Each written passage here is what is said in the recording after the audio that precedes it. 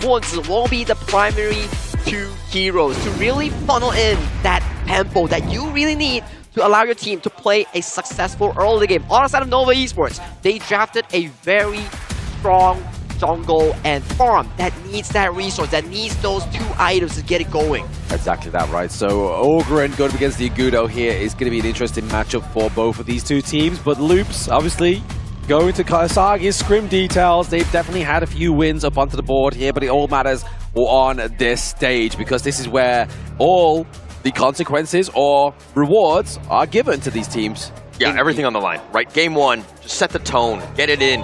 I mean, I think a lot of people back home are not too familiar with Loops, right? No. They haven't got the same intel that we have in terms of the scrims and that data that they've had. So most of the people that are watching this are probably thinking Nova 3-0 here. Well, it's for Loops to prove that they have all it takes coming in from the Chalk BR region to challenge Nova Esports, one of the best performing teams thus far in 2025. Without further ado, let's get into game one of this best of 5. Yeah, already a lot of pressure into that mid lane, right? Obviously, you've seen that Xuan into the bot side of the map as well. Just going to put pressure onto the Mai Shirunai because they know if they allow this Fire Ninja to clear out the minion waves, she's going to be rotating up top of the map. The flash actually being exhausted here onto the Loops. The CY taking a lot. The path of passing, he's not going to get away. ABH getting first blood, making him pay.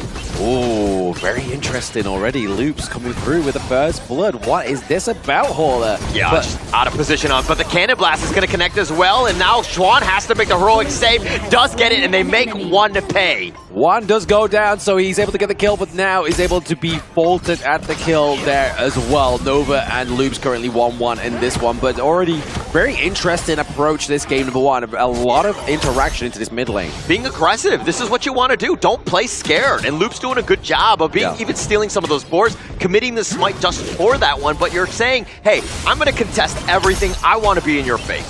Yeah, I mean, that's one way to get around Nova, right? It's making sure you're like, hey, you've got to react to me, not the other way around. But at the same time, we are seeing just a little bit of that 1v1 top side of the map here. Nobody with a real kind of privilege, depending on who got that spray sprite. We're not too sure who. But, well, we'd assume that obviously nobody has got that one just yet because not using space sprite. Yeah, not at all. But Loops right now, again, it's about funneling farm into the Agudo the same way Nova are trying to get CY going. Let the man kind of fly. He has, dare I say, he's been like focused quite a bit from the enemy teams. HBSC did a great job of limiting CY's, gameplay in that finals. Yes, exactly. Definitely a way of limiting the gameplay here. But now, obviously, once again, all formulated around that mid lane, trying to use the Razor counter there. I mean, that would have been nice. Yeah, Xuan was attempting to go in for that one, but it, Loops right now, they saw it coming, right? It was very obvious in that sense, so they completely sidestepped that.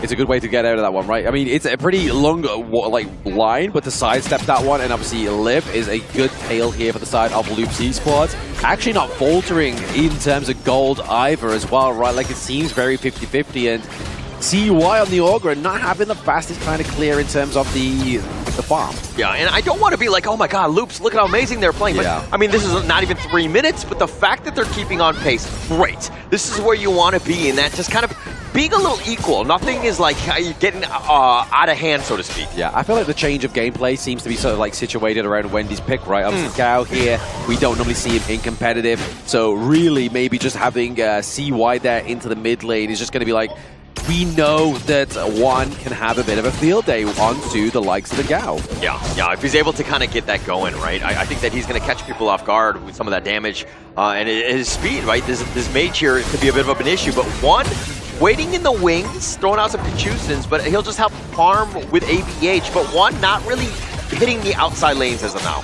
Exactly, he's not really rotating much down to the bot side of the map, all right? I mean, to be honest, for the side of Loops here, they do have the counter to the Ali, so I feel like maybe the matchup here, especially paired up with the Modsu, they're not really struggling too much against Muchi and Waypit. Yeah, and I mean, they do have some great counters, right? And Muchi needs to have his positioning on point.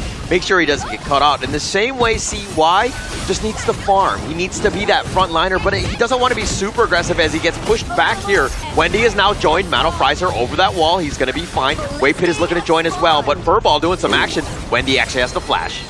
Yes, forcing the flash out here of the mid lane of Wendy, especially as these neutral objectives come up as well. There may be a chance that they lose this one. They find him, but look like CY has to use the Conductor of Souls, and he gets that steal with that smite. The box is going to be locked in, and they find Wendy. That's going to be a pick. Juan actually gallops away to safety. He's been pushed back, and ABH is going to be there. The bitter farewell does actually connect. They are so low, and Freaks gets picked off. Ooh, getting picked up by Wendy there as he just debates fall also, but nice play here by the side of Loops. They are keeping in pace here of Nova Esports, but is this now the point of no return here? Obviously, Nova into the enemy jungle, trying to contest this Crimson Golem. Oh, they find Mano Frizer as well, and looks like Chuan looked like he got killed by the tower. Maybe Chuan too many hits, right? Yeah, I see what you did there. But the biggest thing about CY right now was getting that steal. Yes, they traded 2-2 in the end, but you got that big neutral, which will be a big factor at this 4-minute mark. Yes, again, just look at this replay here as well. Obviously, using the Death Precipice, getting that execution onto the enemy team there was a really good call here for Nova Esports. Obviously, tied 3-3 right now. Loops, I have to say, they are definitely playing up to a better standard than I was expecting going into this one. I mean, they're only down about 600 gold. Yeah. I mean, Luke's doing a great job, right? It's all about the objectives, though, and taking that first one would be key, especially in that mid lane.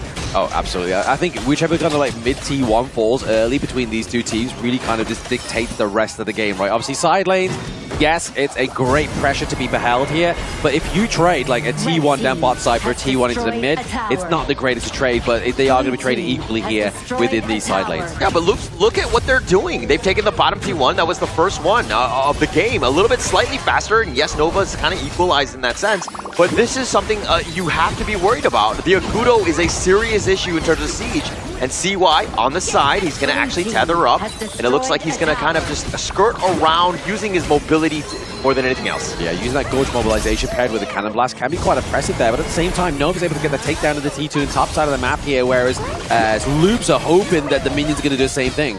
Yeah, and all 5 members of Nova still in this top lane. Now they're looking to take the Crimson Golem away. But the Cannon Blast, that was actually very close. But CY does take that, does not use the Smite. Smite dip there for the side of Nova Esports. They are going to allow Mano Fraser to take away, or at least reclaim, that Crimson Golem that they just lost from Loops there. But at the same time, obviously now that gold lead is slowly starting to formulate into Nova. Is this the 10-minute timer we're waiting for here? Yeah, and it's so close. It still has been pulled away. Nova Esports, a couple of great moves across, taking the top 2.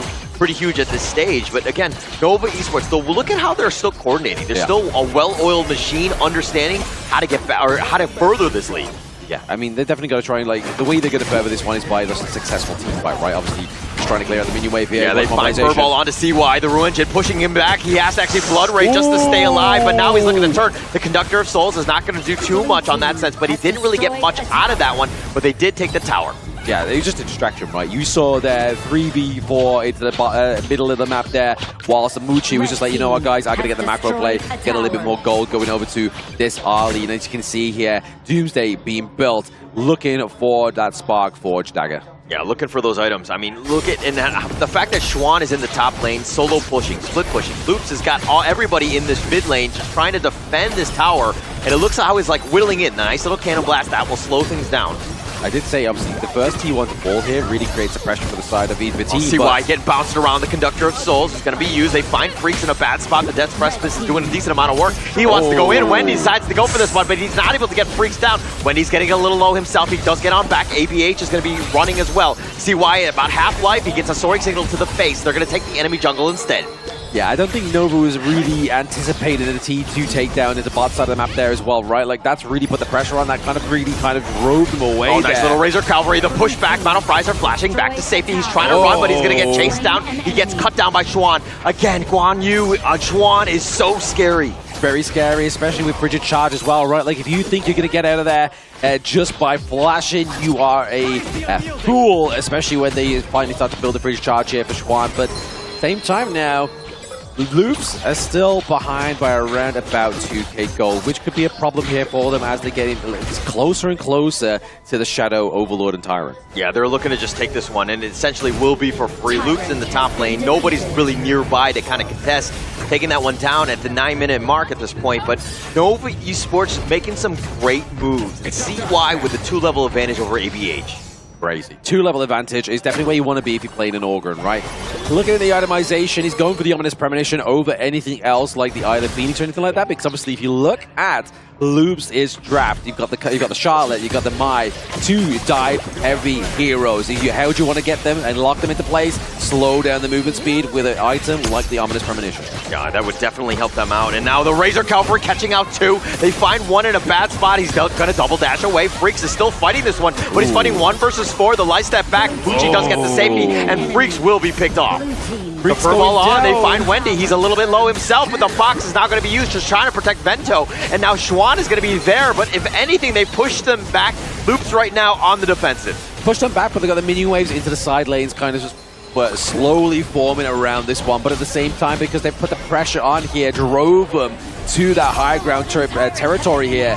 CY didn't need that because he's been contesting those Crimson Golems for the past like 5 minutes or so, but now it just makes it a little bit easier of an objective to contest. Yeah, CY doing a great job. I mean, his farming has been efficient, his positioning, just the way his ability to just get in and out of the fights has been great, but now it looks like they want to go. Schwan with the Soaring Green Dragon gets it on point, and Mono Frizer's going to be picked off. They're going to continue the chase, but 1 is so low. Schwan looking for the rogue charge. Freaks get caught on the curb. He's going to be fine. The rest of them will survive, and they only got Mono Frizer. Only Mono Frizer, but at the same time, that's a huge detriment to Loops Esports, right? Obviously, losing that Cannon Blast means that they can't really just disengage or stop any kind of huge confrontation here from the side of Nova Esports. Yeah, and the fact that you're down a member, now you can't really contest the Shadow Tyrant. Nova Esports doing a great job understanding when to go in, when to get the pick off, and to go out and turn those into neutrals. Yeah, exactly. Neutral objectives are going to play a big part in this next few moments of the game, right? Obviously, Nova Esports, we're looking around about a 6k gold lead, but origin story here for the side of Vento. When he always plays any role-playing game, he always chooses the element wind, hence his name Vento. Wind is his element, and Nova is about to feel the storm. Yeah, I call myself wind when I'm passing gas, so we're kind of the same in that sense, so I get it as well. But Nova Esports here, continuing the siege, putting the pressure on. I think that this is going to be a typical Nova Esports game where they like to just kind of choke you out, take away as much of the farm as possible. That was a good one. It cracked me up with that one. I expected it, but it still tickled me. It still tickled me. I think you got a feather under my chair. But at the same time, Nova Esports coming in, crashing through with the 3 minion waves at the higher ground turret as well. Gorge mobilization just onto the back line, just to try and keep them away. Yeah, and look at this slow siege. The positioning is so good in terms of how they own it. They just don't have the minions to kind of continue on, but the way that they're kind of going in and out, nothing is really at risk by Nova. Nothing's at risk for now. I mean, exactly right. Like, they're not in that kind of like prime position that OG was in that first game, right? They have lost quite a few turrets. Loops, as long as they've got these high ground turrets, know that they can come back. Yeah, I mean, they need to find some sort of pickoff. Right now, it's been the macro game that Nova Esports has completely taken advantage of, and now CY over that wall. They're trying to take down this bottom T3 as much as possible. CY with that Conductor of Souls, they take that out with that spacing that was provided by Nova. Yeah, I mean, he wasn't even going for a kill. It wasn't a lethal Conductor of Souls. It was literally just to create space there into the bot side of the map. Really get those super minions onto the Gorge here, but can Loops contest this Shadow Overlord? Yeah, and that's going to be the big one, right? Are they able to kind of get into position? I mean, Nova Esports has done such a great job of making sure all the lanes are so far back that you can barely get outside of your base. Yeah, exactly. That's not going to... I mean, unless you're Twisted Minds and you kind of give up a lot of the resources in that base. Yeah, definitely. And Schwan, just the fact that he's able to split push and go in, but CY taking the Overlord, that was a little bit close. 1 trying to dash away, he gets picked off. Muji with that last shot, making sure that they get it in. Freaks now, Bitter Farewell on top of him. They're bouncing him around, slowing him with that Death Precipice. He actually has to splash, but Schwan slams him down, gets the pick. Vento's been killed as well. 3 members are already there, and Nova Esports are looking to just flex. The thing inside the box is going to be off the mark, and now Nova Esports are looking to end this game with that Conductor of Souls. They're taking down the Crystal as quickly as possible, and Nova Esports taking game 1. Supernova in game number 1 there. Great, good plays. But I mean, we have to give it to Loops, right? Like, they were able in the early game to have a little bit of tit for tat. They were able to maintain their gold in the same fashion.